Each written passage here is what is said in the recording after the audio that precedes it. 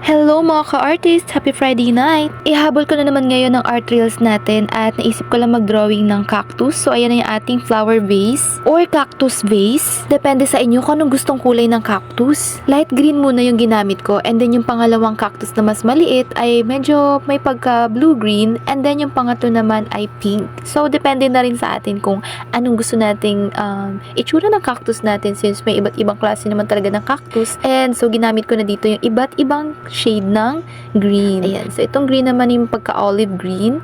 And then, maglagay tayo dito ng parang siyang lotus or basta flower sa itaas ng cactus. Mukha siyang lotus. Ayan. Kasi pink yung itsura niya and naglagay pa ako ng iba pang shade ng pink na mas dark para mas maganda tignan. At syempre, huwag kalimutan maglagay ng mga linya sa cactus para mas makita yung mga tinik. Ayan.